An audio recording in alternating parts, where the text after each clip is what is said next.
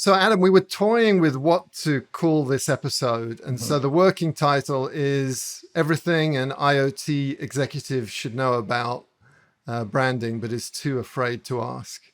And I don't know what your advice is as a branding consultant about that very long title, but essentially the premise of this conversation, just in case people are wondering, why is Adam Hanft on this show? You're not a noted IoT semiconductor designer.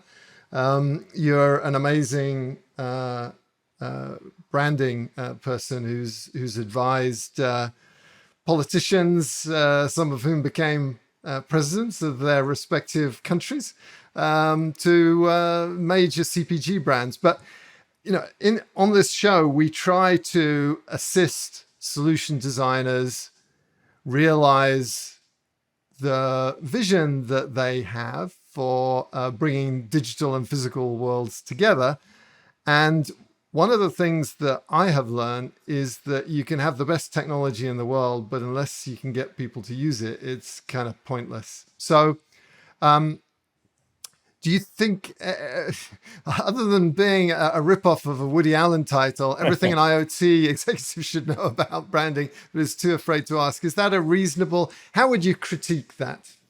Well, first, I will just, my wife would shoot me for correcting you, but Woody Allen ripped it off from a book.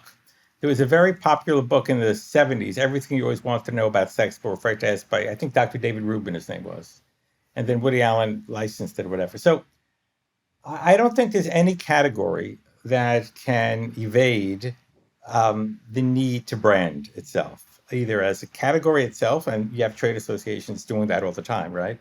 And we've talked about that, or as a brand, particularly, I would say, in a immature, fast-growing, and often complicated category like IoT.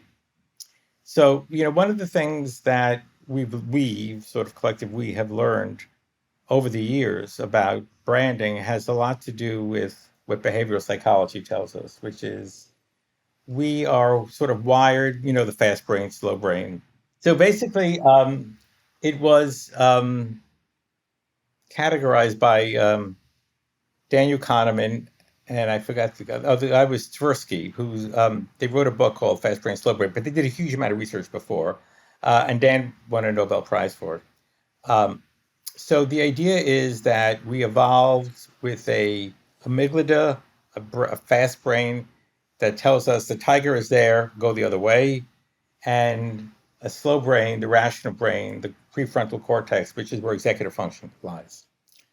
And for the most part, marketers for a long time, maybe they intuitively got the fast brain, slow brain dichotomy, but they never really deployed the insight. And we, as an industry, marketed really to the slow brain.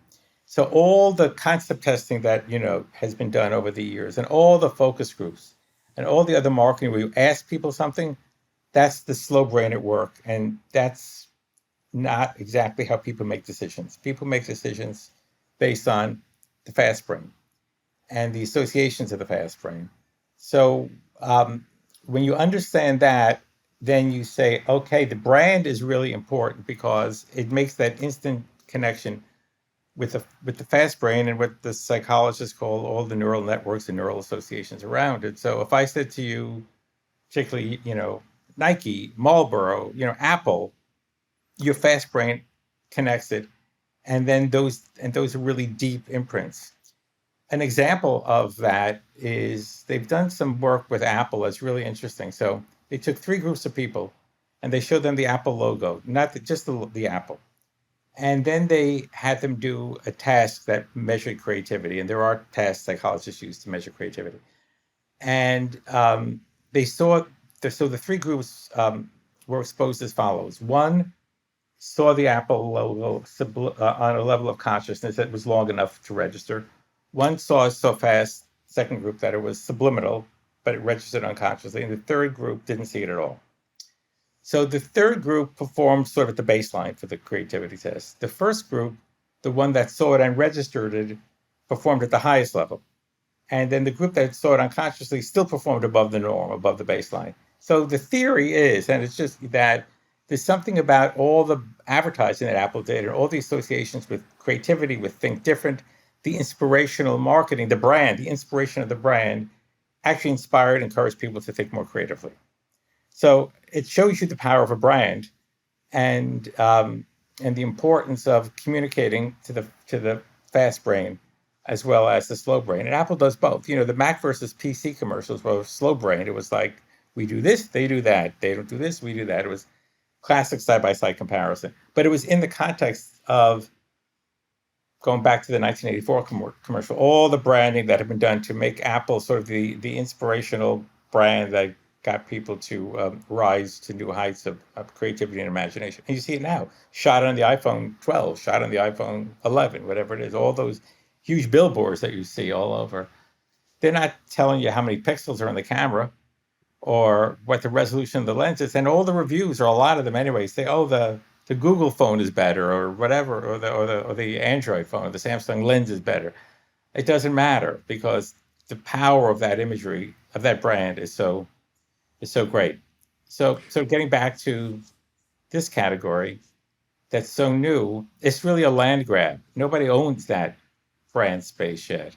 And to your point, Steve, about the best brand always wins, you know, the classic example of that is Betamax, for those who are old enough to remember it. If not, you can look it up. It's a classic business school story. The VHS was inferior.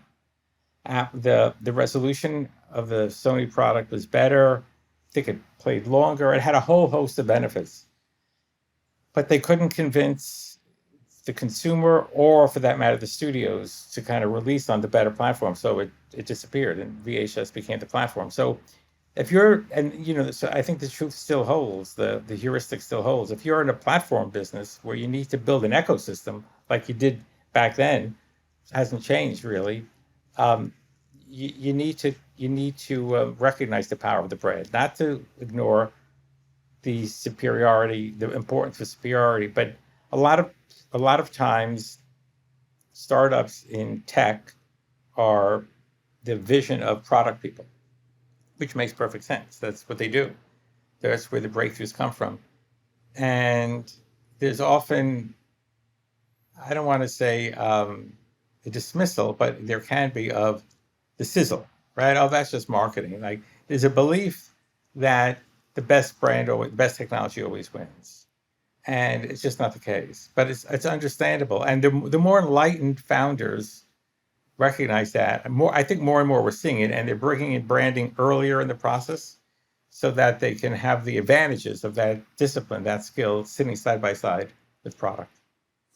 Does that still apply in B2B? It's hard to argue against Apple in direct to consumer B2C businesses, but I think it is. I think it's very true in B2B. And you know, there are categories like cybersecurity where you have dominant players, but then you talk to people that are challenging. They're the Davids versus the Goliaths, and they are frustrated that why is it that FireEye or Palo Alto Networks has stock valuation this high, is growing this much, when our product is better. Well, and it might be better, and it often is, but they've got the big brand. They've also, the power of the big brand in a case like that in other B2B verticals is people are willing to sacrifice a part of an end-to-end solution to get the end-to-end solution. And they're not going to get caught up, again, as fast brain, in the nuances of, well, this piece on the daisy chain is not as good as I can get if I went a la carte and plugged it in. But the complexities of plugging it in, the risk of the whole thing breaking or taking longer to implement or anything else is dramatic. So big Salesforce, there's so many big dominant brands are very much today's version of nobody ever got fired for hiring IBM. I was thinking of exactly that when you were talking about that. The IBM brand, classic B2B, although some of us bought typewriters from them, but basically B2B, and it was about fear. It was really about the fear of, oh, I'm a CIO. I've got this impossible job. I know that things are going to go wrong. Right. What's my biggest fear? I'm going to get fired for this thing, but if I bought IBM, then I'd be okay. And that I think is just a classic branding move. Maybe I'm just trying to think of more modern equivalents of that in B2B. And would you say something like blockchain? Blockchain is double-edged. I sort of have a negative reaction to it personally, but it's also like got this sizzle, which is if you're an innovation person, you got to be doing distributed logic. You got to be. Is that a brand that's been successfully goosed? Do you think, or what are your thoughts? So I think it's interesting to think about blockchain and the ledger as a brand because it is, right? It clearly is. And it is a brand, I would say, for a couple of reasons. One is a brand creates a sense of connection, a value connection between the user and itself. And people who early on, it's less true now, but it's early on embraced certainly crypto versus fiat currency and blockchain feel that they are the innovative thinkers. They are the early adopters. They're personal brands, and the blockchain brand as a disruptor of traditional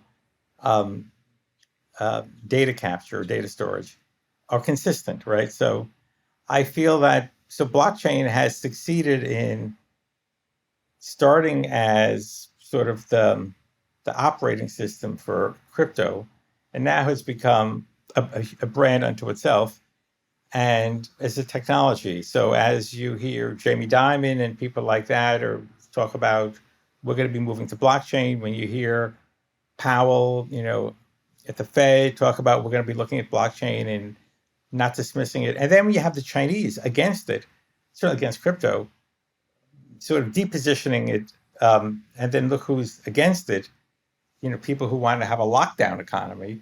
So I think a lot of things have come together to elevate the blockchain brand as sort of the future of and the ledger as the future of the economy in a lot of ways.